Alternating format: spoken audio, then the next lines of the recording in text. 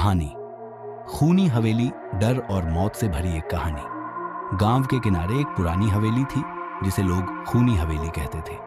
कहते हैं इस हवेली में रात को अजीब अजीब आवाजें आती थीं, चीखें, हंसी और दरवाजे के जोर से बंद होने की आवाजें। कोई भी वहां रात में जाने की हिम्मत नहीं करता था।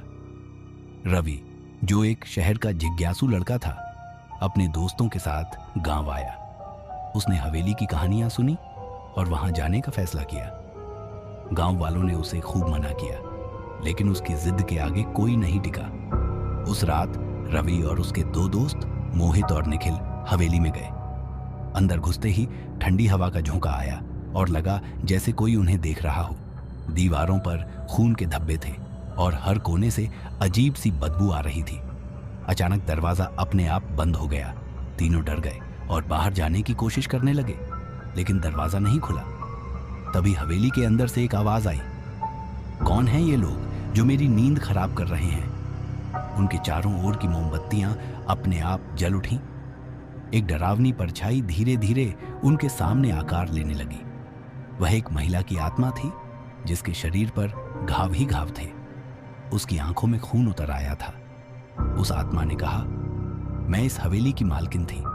मेरे पति ने मेरे पैसे और जमीन हड़पने के लिए मुझे इस हवेली में जिंदा जला दिया। तब से जो भी यहाँ आता है, मैं उसे वैसा ही दर्द देती हूँ जैसा मुझे सहना पड़ा। रवि और उसके दोस्त अपनी जान बचाने के लिए माफी मांगने लगे, लेकिन आत्मा चुप नहीं हुई। हवेली की दीवारों से खून रिसने लगा।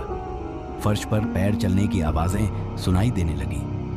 अचानक निखिल हवा में उठ गया और दीवार से टकराकर नीचे गिर गया। उसकी आंखें सफेद हो गईं और उसकी सांसें थम गईं। मोहित डर के मारे बेहोश हो गया। रवि ने किसी तरह खिड़की तोड़ी और भागने की कोशिश की, लेकिन आत्मा ने उसका पैर पकड़ लिया। रवि ने आखिरी बार चीख मारी और पूरा गांव उसकी चीख सुनकर जाग गया। अगले दिन सुबह गांव वालों को हवेली के पास रवि और उसके दोस्तों की जली हुई लाशें मिली।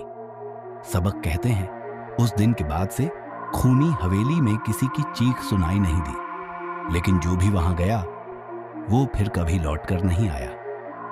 क्या आप हिम्मत करेंगे उस हवेली में जाने की?